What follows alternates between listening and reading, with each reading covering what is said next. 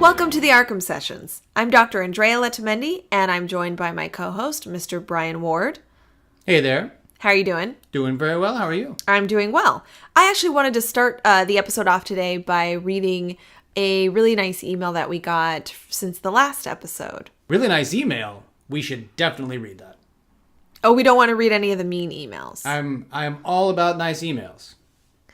So this one comes from Greg, and he says, "Hi, I've been listening to your podcasts, and I've really gotten a lot out of them. I'm a father of an 18-year-old boy with ADHD, depression, anxiety, and other issues. It has been hard to understand the clinical issues, but I've actually been able to put much of this in context by listening to you. He recently started DBT therapy, so your description of this in one of the early shows was timely, other than saying the Joker needs it. Thanks for doing this project, and I hope it continues." Wow. DBT, of course, is dialectical behavioral therapy, and we talked about it in one of our earlier Joker episodes.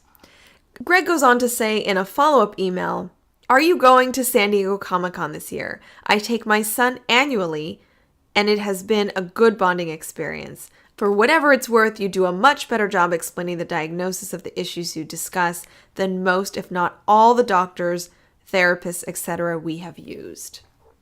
Wow. That's really complimentary. That's really nice. Yeah. And I don't know about San Diego. I mean, we'll definitely be there. We will. In what capacity? I'm not entirely sure. My company's there every year. We've got a booth, Shout Factory, where we sell DVDs and Blu-rays. We usually have panels with big announcements of upcoming projects and things like that. But I don't know. I would like to see the ARKHAM Sessions have a panel this year, but we'll have to see. We will definitely have a panel, however, at WonderCon later this month, and just in a couple of weeks. That's right. So April 18th through 20th is WonderCon, which is sort of the cousin, the younger cousin of Comic-Con, out in Anaheim, California. And we have a panel together. Yeah, it's not ARKHAM Sessions related, but it's just as cool. It is. It's the psychology of Star Trek versus Star Wars. Yep. So this is a recurring panel that we've done in previous conventions, specifically WonderCon and Comic-Con. Yep. And we will be talking about the psychology of both Star Trek and Star Wars in a kind of a fun, entertaining debate. Yeah, it's sort of which one handles the psychological themes better, depending on what it is we're talking about. The first iteration of this was last year at WonderCon, and Star Trek eked out a victory. Blood was in the water, and Star Wars snatched it up. It was Klingon blue blood. That's purple. Oh, but see, this is why I'm on the Star Wars side. Right. Well, that's the thing too. Is you are the psychologist for the Star Wars side. You have a colleague, Dr. Ali Matu, who is the psychologist for the Star Trek side. So the two of you get to defend your respective sides, and then we always have special guests. Andrea, who are our very special guests joining us this time? So this time we have Chase Masterson. Of course, we know her from Deep Space Nine. Yeah. And Catherine Tabor, who's the voice of Padme in Star Wars: The Clone Wars. Very excited about seeing both of those ladies at the panel, because they're both very well-spoken people, very smart. Yep. They know their stuff, and I think it's going to be an amazing panel. Yeah, I'm looking forward to that one. That one is going to be Saturday night at 7:30. Oh, but you might not have been ready to talk about this, but you've actually got a couple of other panels that weekend, right? That's true. So Saturday morning, I'm on a panel called The Battle for Multicultural Heroes.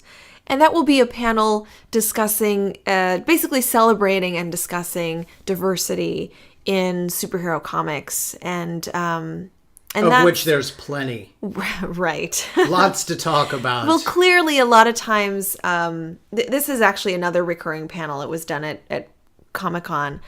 And I'm very honored to be invited to this version of it at WonderCon. And yeah, we actually do talk about underrepresentation of both ethnic, racial, and gender minorities in comic books. And so that's hopefully going to be an educational, but also hopefully, an insightful and thought-provoking panel. Very cool. And then you've got a third one. I do. So Sunday afternoon, I will be speaking with Gail Simone, who is, of course, the writer of Batgirl. Yeah. And that panel is called Batgirl Begins Again. So that panel really goes into Batgirl's story and celebrates Batgirl's very real-life trauma and psychology that we see in the comic book. And I'm just honored to be a part of it with Gail. And if you guys aren't familiar, Gail is an amazing panelist in her own right. She does a lot of panels at a lot of different conventions. Very excited about seeing that one. In addition to Batgirl, she's also currently writing a number of books. Tomb Raider, Red Sonja. She is really in it, and I'm very excited about seeing that. Very cool. That's our WonderCon schedule. So. It is, and if folks want to get the times and locations for those panels, the schedule is on my site under themaskonline.com. Previously on Batman. That's right. Previously on Batman, Batman was after a cat burglar, discovered that the cat burglar was in fact Catwoman. So, our new cat burglar's a woman. She was stealing jewels basically in order to finance this land deal that she wanted to do, where she was going to purchase a bunch of land to use as a habitat for mountain lions. She found out through connections with Bruce that land was being sold to another company for what they said was going to be a resort. Turns out, through a little investigation of her own, that was basically a front, that underground they were going to have this military installation. And in the last few moments of the episode, Catwoman escapes, leaves Batman hanging, and says basically, look, you've saved me a couple of times, but I'm going to go about my business, and until next time. And he says, and there will be a next time. Yeah, well, from the psychology end, we learned that Selina Kyle, aka Catwoman, are very similar. Like, we're talking about their identities. They're very similar. She's very fluid in her transition from Catwoman to Selina. Meanwhile, Batman couldn't be any more different. Right. He's as Bruce Wayne, and we get to know him a little bit in the last episode with Bruce Wayne being romantically interested in Selina Kyle, which we haven't really seen him. Yeah, first time we've really before. seen anyone interested in a woman, or anyone. Exactly. He's not really showing desires to connect with people, but we do see him, express that and blush quite a bit. But then as Batman, when he has the cowl on and he's doing his job as Batman, he's not really receptive to Catwoman's advances. He's really not distracted by her flirting and kissing and all that. And he just really is sort of very, as we said, very rigid in his identity as Batman. He's clearly intrigued by her. You can sense this chemistry between them, even when they're both in cowls. But he is not going to let that curiosity get the better of his mission. He is going to bring her in one way or another. Yes. Of course, he doesn't know that she's Selina. She doesn't know that Bruce is Batman. Correct. And the two of them are now, for lack of a better pun, playing cat and bat. Yeah. Turns out that a global terrorist by the name of Red Claw is in Gotham City, or at least is rumored to be in Gotham City. We, of course, know that Red Claw is in Gotham because we have seen her. That's right, her. Which takes a number of people by surprise. Everyone is assuming Red Claw is a man. But we have seen Red Claw, played by Kate Mulgrew. And now we know from the previous episode there's a train heist planned, and that train carries a plague. Batman comes to the conclusion that it's got to be some sort of secret government train. We then cut to a military train where, in fact, there are a couple of guards guarding what looks like a canister or a box. It's the plague. It's a box with the plague in it. You know, when I saw those army commercials on TV, they never said anything about guarding no plague. True to her word, Red Claw and her men attack. They board the train. Batman shows up. There is a fight, and Red Claw manages actually to get the canister. She takes off, but not before Batman can tell that Red Claw is a woman. Red Claw? A woman? Why is he so surprised that some of these very competent, intelligent people are actually women? After all, we have seen him take on a female villain in the past. He did deal with Poison Ivy. It is possible that some of his arch villains could be women. This one is different, though. She is strong. She is, while Poison Ivy used her wiles and her seductive charms, Red Claw isn't having any of that. No. And Catwoman also is rather flirty and uses seduction as well. Absolutely. But no, Red Claw is she is militant. She's a brick wall. I mean, she is you get the hint of what's probably a Russian accent. In fact, what's interesting is that Red Claw is played by Kate Mulgrew, who plays Red on Orange is the New Black, a Russian chef who's using very much the same voice for Red Claw, although maybe the accent is a little toned down, probably for animation audiences. But you can get the sense that Kate Mulgrew's done this sort of accent before. Yeah. Which is why she's so good on that show. And Red Claw has a reputation. She informs Catwoman, you'll soon understand, why people fear me. Yeah. And we get the impression that she is very powerful, potentially very violent, and capable of very, very terrible things. She does manage to escape. This has sort of become a theme with Batman. Catwoman escaped from Batman twice last episode. Now Red Claw escapes from Batman. He sort of lets the women slip through his fingers. I don't know. Red Claw has the plague in her hands and actually says, "This plague kills indiscriminately, You'll die too. along with everyone else within a 10-mile radius. Can you risk it, Batman? Go on, call my bluff. You finally met your match, Batman. Not surprising, it's a woman." he doesn't really call her bluff. Yeah, we find out that her plan, she wants, within 24 hours, $1 million in gold bullion. She wants it in 24 hours or she's going to launch the plague. Bruce gets an opportunity to take Selina on that lunch date that got interrupted in the first episode. Only it gets interrupted again because Bruce is clearly a little preoccupied. He's just learned of this 24-hour mandate. And now he's got Selina, who's happy, in the front seat of his car. The two of them start to drive to the restaurant when they are, in fact, attacked from another car. He recognizes the drivers because they're the people he just beat up on that train. Mm-hmm. Well, and they're ramming his car with the front end of their car. So, he and Selina are basically almost driven off the road. Right.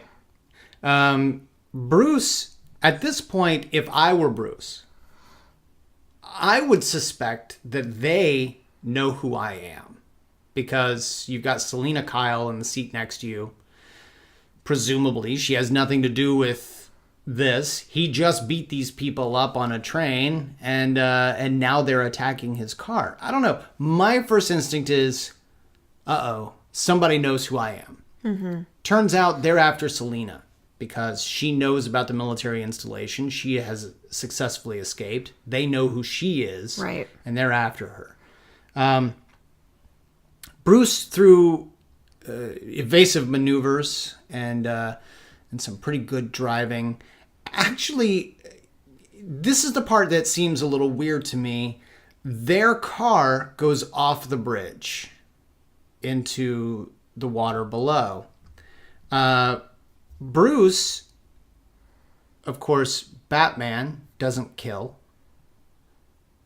would probably benefit a great deal by getting these guys,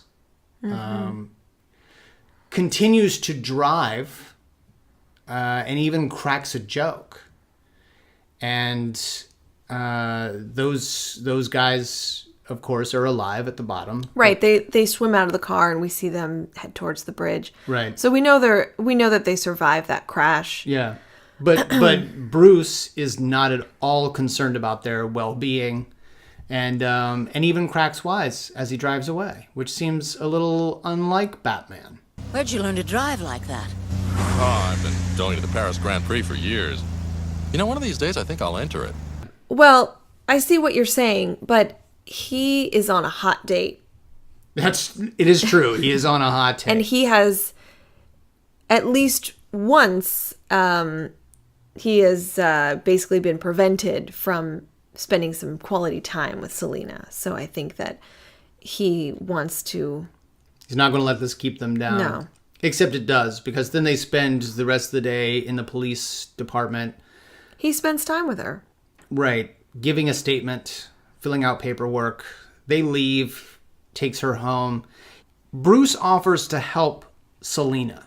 I really care about you. I haven't felt this way in a long, long time.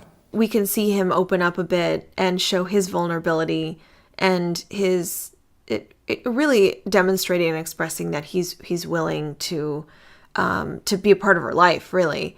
And she rebuffs him. She basically says that she'll take care of herself. Thanks, Bruce, but I've never been able to play the damsel in distress. He goes back to the Batcave knowing that somehow or another Selena's involved with this.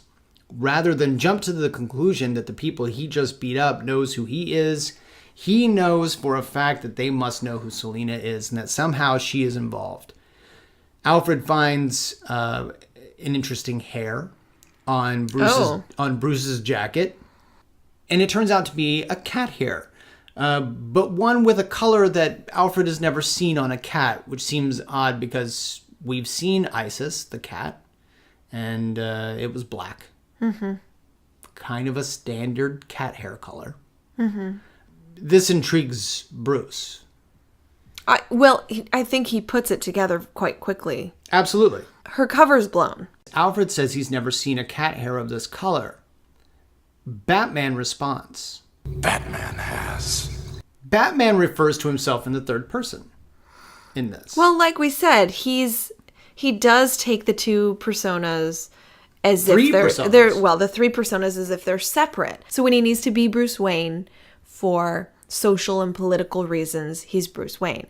When he needs to be Batman for justice, he's Batman. He really is very, not just rigid in his sense of justice and the pursuit of justice, but he is rigid in declaring these three personas as three very different personas. Well, and he's also telling Alfred and telling us, the audience, what that means. Don't go breaking the fourth wall. Well, I think we have to, because what he's saying is, now I know. We then go to Maven. She is, as we remember, the assistant to Selena Kyle, and she's attacked in her apartment, or in Selena's apartment, and she is sitting there trying to relax, but one of those criminals that if only Bruce had gotten out of the car to go get, this may not have happened. But he is there in the apartment. She sees him in a reflection in a glass table, and actually isn't the damsel in distress. There isn't a damsel in distress in this episode. She's three strong women. She fights back. Yeah, it's quite cool. She sees his reflection and on the glass table, and she takes, I think it's she's drinking a beverage out of a glass, and she takes that and basically throws it in the direction of his face and runs away, goes for the door, tries to escape. Now, unfortunately, he does get her. He grabs her. Right. And luckily, Batman happens to arrive at that moment. And her glasses somehow end up on the floor, so we see this blurry vision through her eyes of Batman fighting with this the henchman and taking him out. And, what I love about that shot, though, is that it's blurry POV. You then see the glasses come over the eyes. Everything becomes clear. And then you watch her enter the frame. So in the middle of that shot, we have gone from her POV to a completely separate angle, and she has walked into the frame. It's a really interesting... That's cool. It's a really interesting shot. I like it a lot. I kind of want to know what her alter ego is. I feel like she's kind of a bright, spunky young woman, and I'm sort of interested to know what her story is. Right. I'm very interested in learning more about Maven. Catwoman isn't there. Selina's not there. She is en route to this underground facility, and she actually goes into the underground facility. It's already there. Turns out this was a government-built facility in order to get high-ranking officials underground into a safe environment in case there was ever some sort of nuclear attack. And it is since abandoned. Red Claw has taken it over. And Batman shows up there, and the two of them are both taken captive by Red Claw, who informs them of her plan, her devilish plan. Since you wanted the plague so badly, Batman, we've decided to give it to you. What will you use to blackmail Gotham if you waste it on us? Why risk carrying such deadly contents when a placebo will do? She's not going to use the plague. She is on them. She captures them. She ties them to a chair. But she isn't going to use the plague on Gotham. She actually says that a placebo will do the job nicely. Yeah, she has them tied up back to back in a chair and opens up the canister, and we see this sort of gas come out. And it was just a weird, I don't know, it is a weird plan because she just intends on killing those two and threatening the rest of Gotham City that she'll... It's kind of brilliant because she had to steal the plague in order to threaten Gotham, but turns out she doesn't really have any intention of killing anybody. Right. She just wants them to know that she has it. Right. And that she could kill them. So it just makes her threat that much, which really is, I guess, what a terrorist does. They just incite fear. If you're going to threaten them, you've got to have the guns to back it up, or in this case, the plague. The plague. Which is sort of an acid plague. It's a vague plague. It is. We don't really know what... They never explain what it is. They never explain what it is, but they certainly show us what it does. It's a red gas that comes up, and then the acid actually starts to corrode everything in its path, and presumably it will eventually start to eat Batman and Catwoman. Well, luckily Catwoman has claws, and Yeah. apparently they didn't think about this when they tied them up with rope. So she gets them out. By that point, Red Claw and her team are out of the facility and basically evacuating. And there's an interesting moment where Catwoman and Batman are heading out, and Batman decides that he needs to stay back in order to ensure that no one gets hurt by this plague. Right. Not without you. I'll be right behind you. But first, I've got to destroy the plague. Now go! And he kind of holds her and tells her, please, you need to leave now. And it's the reason I said it was interesting is that in my mind, this is the first time as Batman that he's close and connected and compassionate with Catwoman. Of course, he wants to save her life. He wants to ensure her safety. So he wants her to leave the building. But he doesn't direct her. He's not ordering her. He's sort of pleading with her. Please. As if to say, I care about you and I want you to be okay. Yeah, because she's Selina, and he knows she's Selina. And he knows she's Selina at this point. So he is now a different guy around her, even when under the cowl. We didn't mention this when he was at Maven's apartment. Maven tells him, since you know who she is, you should also know. She's in love with you. So Batman now knows that Selina, also Catwoman, is in love with Batman. Yeah. Because Selina doesn't know that Bruce is Batman. Right. So, Talk about that a little bit. The rejection that Bruce must feel, knowing that Selina really isn't necessarily into Bruce, but she is madly in love with Batman. right. This is sort of a DC theme. Lois Lane is madly in love with Superman, but not Clark. Yeah. Clark must feel the exact same thing that Bruce is feeling the moment he finds out that she is not only Selina Kyle, but that Selina Kyle, the girl that he's tried to go on two dates with, is totally in love with his alter ego. And he's put himself out there. Remember when he left her at her door, he said, If you're in some kind of trouble, I wish you'd tell me. Perhaps I can help. and she rejects him. She Yeah. rejects Bruce. So, we don't see this in the episode, but I do think that that does have an impact on his, I think, on his struggle with his identities to begin with. That he understands that as Batman, somehow he's more compelling and attractive and the person that somebody could love. Right. As Bruce Wayne, or as Bruce, now certainly he experiences women out in, Gothamites are attracted to him and perhaps they're interested in his public. Well, we've seen that persona is high they profile. swoon. I mean, when they Yeah. were bidding on her or on him, they were throwing themselves at him, and he didn't really seem to be bothered Right. by any of that. So we've talked about before how when women are attracted to Bruce Wayne, this public persona, he's not really interested in them because Bruce Wayne isn't a real person. That's not who he is. So yeah, when Selina essentially rejects Bruce and is in love with Batman, I think that has an impact on how he feels about who he is.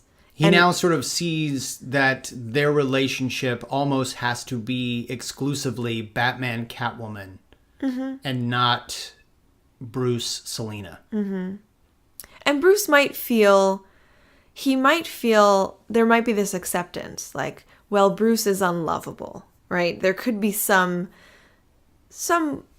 long-standing issues of losing people. I lost my parents. We don't see this in the animated series, but we know he's lost his sidekicks. We know he's lost other people close to him. And he hasn't really had strong connections other than Alfred. So that could definitely add to his feelings of, I can't get close to people. I'm unlovable. I'm unwanted. And when I do get close to people, I lose them. So what that's telling him is, okay, as Batman, I'm lovable. People want to connect with me. As Bruce Wayne, people want a piece of me. But as Bruce, who is really going to care about me? And, he can't really answer that. Right. So he blows the place up.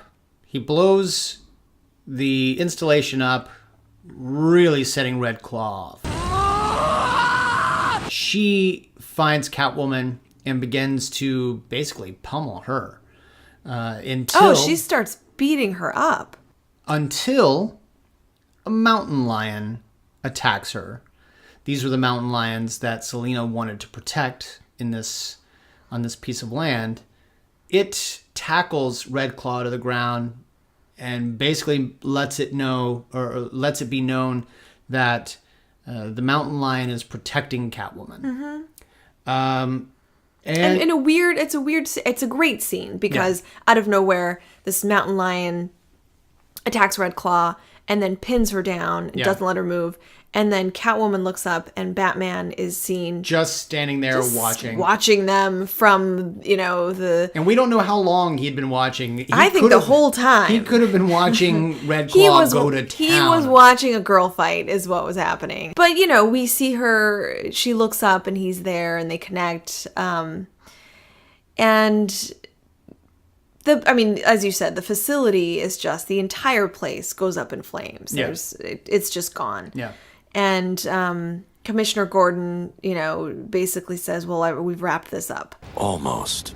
Catwoman exits, but gives one of her patented, blows her kiss to Batman as she leaves. Right. And He's got to be sick of that by now. Yeah, it's always going to be a blown kiss, except when she actually kissed him on the rooftop at the end of the first episode.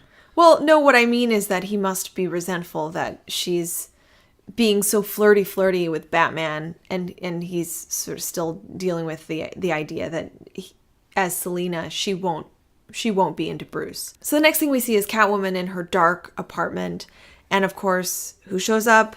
Batman.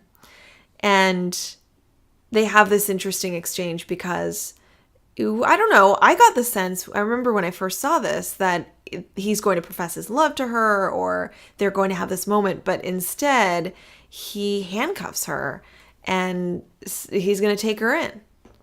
With like bat cuffs. Of all the things, I mean, I get that you're Batman.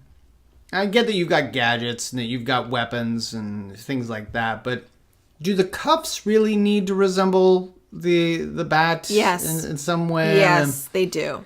Of all the things you could be spending your money on, this is what you're going to do. He has an unlimited amount of money, so why not just make the handcuffs look like bats? Now, what's great about the exchange they have in this apartment is that Bruce, or Batman, doesn't want Catwoman to be treated like a common criminal. He even says, when she asks him, "Have you told the police who I am?" Not yet.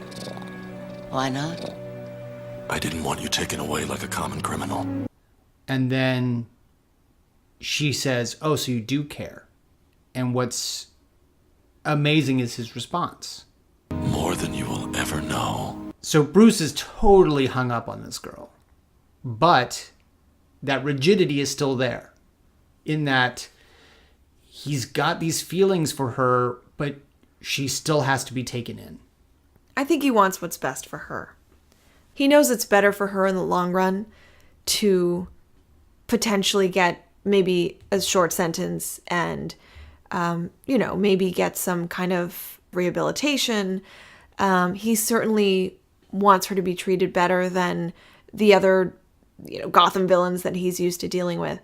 But it makes me wonder, when you look back to his insistence at the facility for her to leave, and he appeals to her emotion and really gets close and holds her and says, please, as if to say, please do this for me. I care about you. I need you to leave now. Now I'm wondering, maybe he's appealing to her emotions that way because he knows that Catwoman is in love with Batman and will do as he says. So it's almost as if to say, you're right. He never, he never broke away from the Batman rigid persona regarding justice. Right. And in fact, he just appealed to her emotions and her love for him by getting close to her physically and telling her to leave and pleading with her. And that was, as I said, that was more like his strategy to get her to leave so that he could take care of the plague and save his own life, right? Right. I don't know. That end scene sort of, for me, solidified that he wasn't falling for her, or he wasn't more amenable to the idea that Catwoman is in love with him as Batman. He was sort of just, like I said, just using that as a strategy. And it worked. Yeah, maybe. I mean, I think he does certainly still feel things for her. He feels nothing. No. I'm just kidding. It's funny that I'm the one arguing this point. I think for once I'm sort of like, Batman is like so bad. I don't know. I think the reason that he doesn't want her to be treated like a criminal is because he sees her as Selina Kyle. He sees her as this woman who wants to buy land for these animals, who goes and does these things that are criminal activities, sure, but she seems to have a good reason to do them. Well, remember, Catwoman, unlike Poison Ivy, who's big into, conservationism and has a similar interest in preserving a different kind of wildlife. I feel like Catwoman she wasn't hurting anyone. Sure, she was stealing, but she wasn't interested in harming anybody. And I think I think I can agree with you that Batman probably saw some good in her. This brings me to the listener question of the week. Bernardo O'Shea tweeted us and asked, do you think Batman's relationship with Catwoman may fulfill some elements of Stockholm Syndrome? Why else would someone so adamant in their belief of justice overlook it for one person?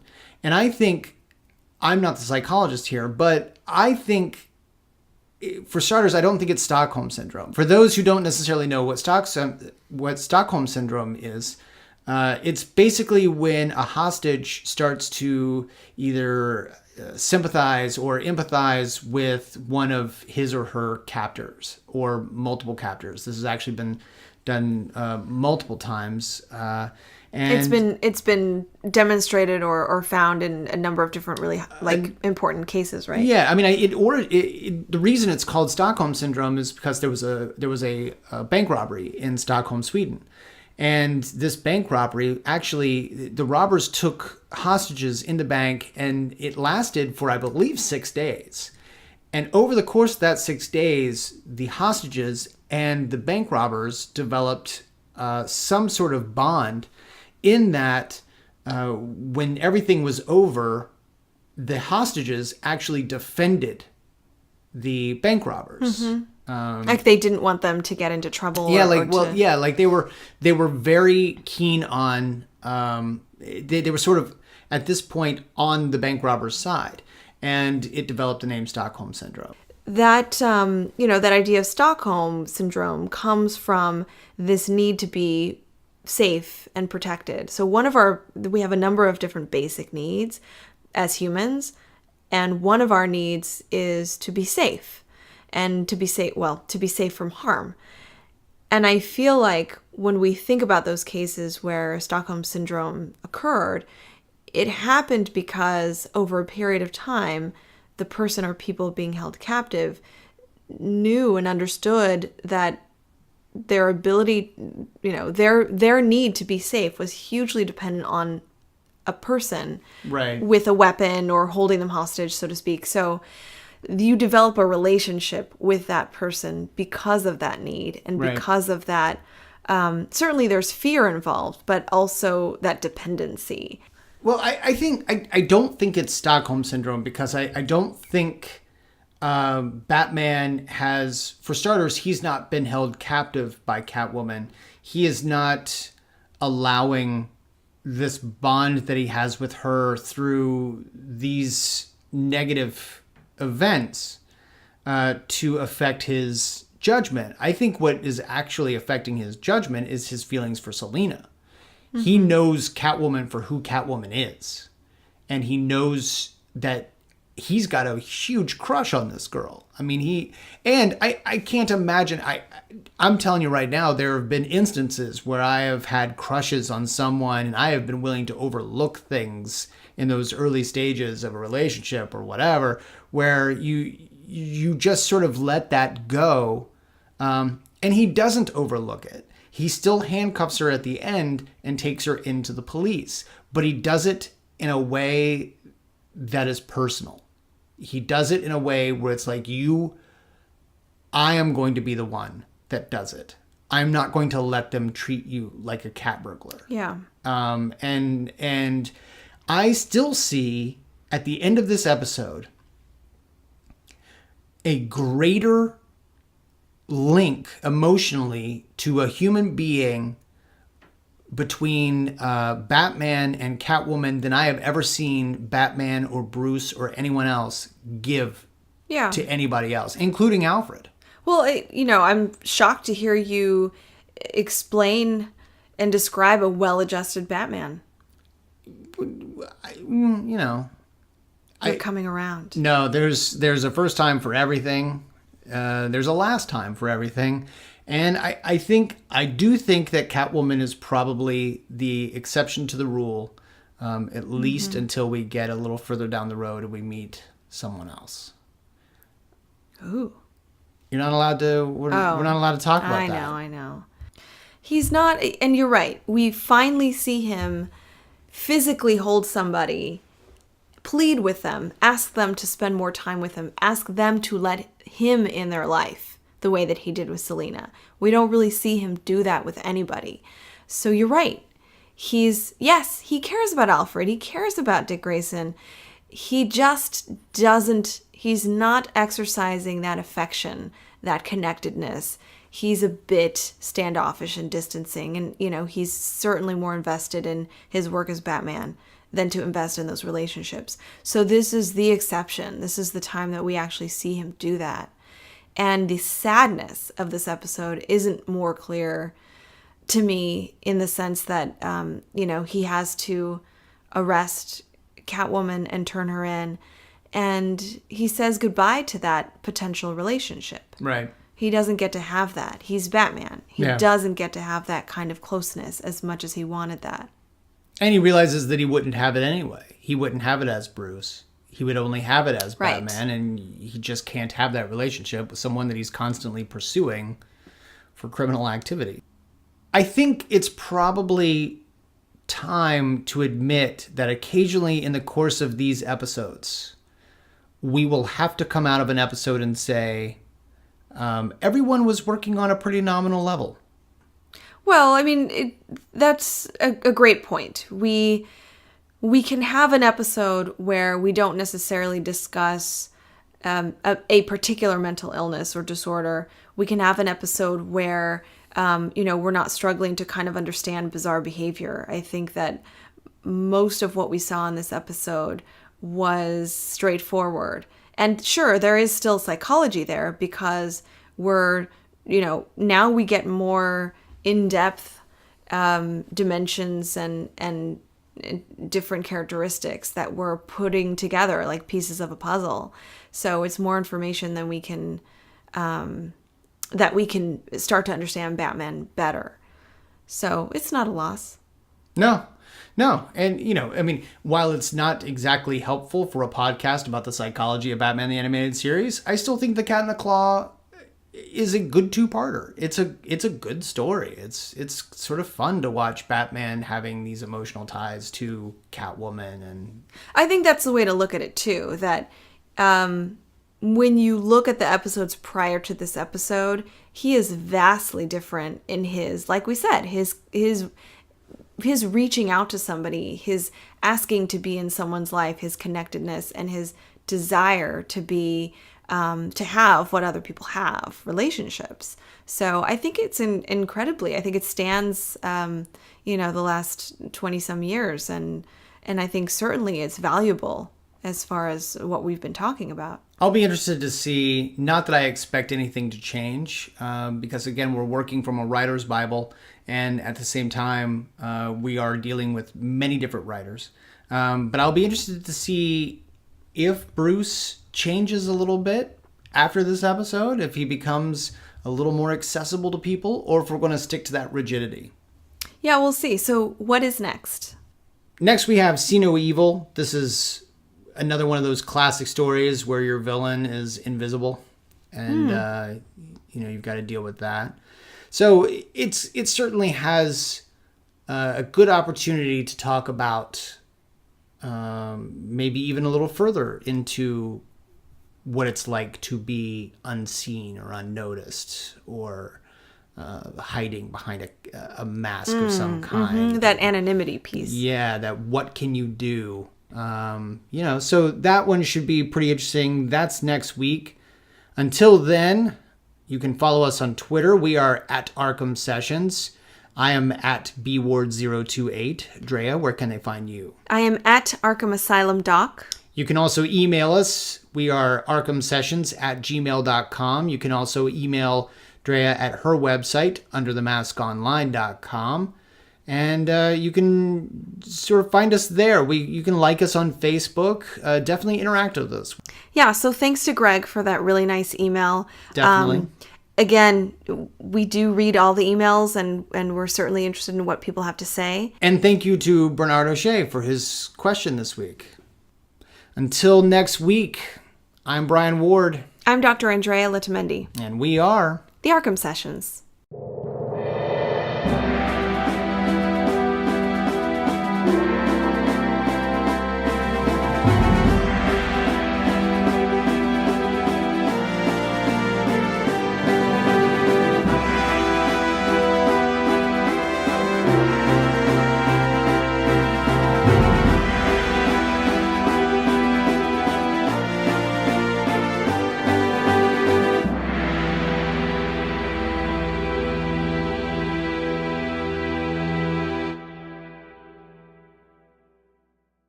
from Deep Space Nine. Yeah.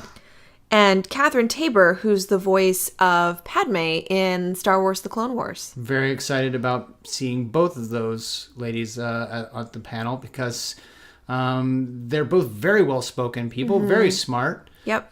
They know their stuff, and I think it's going to be an amazing panel. Yeah, I'm looking forward to that one. That one is going to be Saturday night at 7:30. Oh, but you might not have been ready to talk about this, but you've actually got a couple of other panels that weekend, right? That's true. So Saturday morning, I'm on a panel called The Battle for Multicultural Heroes. And that will be a panel discussing, basically celebrating and discussing diversity in superhero comics. And of which there's plenty. Right. Lots to talk about. Well, clearly a lot of times, this is actually another recurring panel. It was done at Comic-Con. And I'm very honored to be invited to this version of it at WonderCon. And yeah, we actually do talk about underrepresentation of both ethnic, racial, and gender minorities in comic books. And so that's hopefully going to be an educational, but also hopefully, an insightful and thought-provoking panel.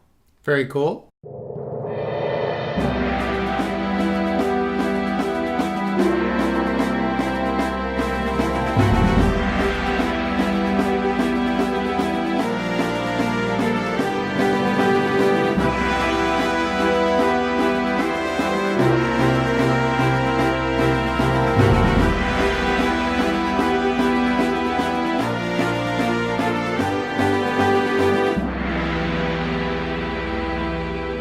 Welcome to the ARKHAM Sessions. I'm Dr. Andrea Letamendi, and I'm joined by my co-host, Mr. Brian Ward. Hey there. How are you doing? Doing very well. How are you? I'm doing well. I actually wanted to start the episode off today by reading a really nice email that we got since the last episode. Really nice email. We should definitely read that. Oh, we don't want to read any of the mean emails. I'm all about nice emails. So this one comes from Greg, and he says, "Hi, I've been listening to your podcasts and I've really gotten a lot out of them. I'm a father of an 18-year-old boy with ADHD, depression, anxiety, and other issues. It has been hard to understand the clinical issues, but I've actually been able to put much of this in context by listening to you. He recently started DBT therapy, so your description of this in one of the early shows was timely, other than saying the Joker needs it. Thanks for doing this project, and I hope it continues." Wow.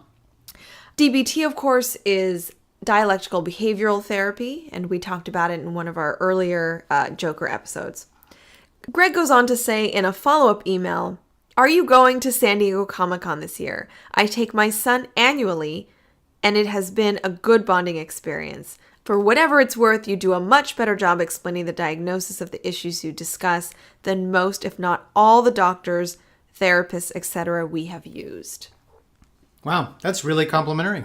That's really nice. Yeah. And I don't know about San Diego. I mean, we'll definitely be there. We will. In what capacity? I'm not entirely sure. My company's there every year. We've got a booth, Shout Factory, where we sell DVDs and Blu-rays. We usually have panels with big announcements of upcoming projects and things like that. But I don't know. I would like to see the ARKHAM Sessions have a panel this year, but we'll have to see. We will definitely have a panel, however, at WonderCon later this month, and just in a couple of weeks. That's right. So April 18th through 20th is WonderCon, which is sort of the cousin, the younger cousin of Comic-Con, out in Anaheim. And then you've got a third one. I do. So Sunday afternoon, I will be speaking with Gail Simone, who is, of course, the writer of Batgirl. Yeah. And that panel is called Batgirl Begins Again. So that panel really goes into Batgirl's story and celebrates Batgirl's very real life trauma and psychology that we see in the comic book. And I'm just honored to be a part of it with Gail. And if you guys aren't familiar, Gail is an amazing panelist in her own right. She does a lot of panels at a lot of different conventions. Very excited about seeing that one. In addition to Batgirl, she's also currently writing a number of books. Tomb Raider, Red Sonja. Red Sonja. She is really in it, and I'm very excited about seeing that. Very cool. That's our WonderCon schedule. So. It is, and if folks want to get the times and locations for those panels, the schedule is on my site under themaskonline.com. Previously on Batman. That's right. Previously on Batman, Batman was after a cat burglar, discovered that the cat burglar was in fact Catwoman. So, I'm California, and we have a panel together. Yeah, it's not ARKHAM Sessions related, but it's just as cool. It is. It's the psychology of Star Trek versus Star Wars. Yep. So this is a recurring panel that we've done in previous conventions, specifically WonderCon and Comic-Con. Yep. And we will be talking about the psychology of both Star Trek and Star Wars in a kind of a fun, entertaining debate. Yeah, it's sort of which one handles the psychological themes better, depending on what it is we're talking about. The first iteration of this was last year at WonderCon, and Star Trek eked out a victory. Blood was in the water, and Star Wars snatched it up. It was Klingon blue blood. That's purple. Oh, but see, this is why I'm on the Star Wars side. Right. Well, that's the thing too. Is you are the psychologist for the Star Wars side. You have a colleague, Dr. Ali Matu, who is the psychologist for the Star Trek side. So the two of you get to defend your respective sides, and then we always have special guests. Andrea, who are our very special guests joining us this time? So this time we have Chase Masterson. Of course, we know her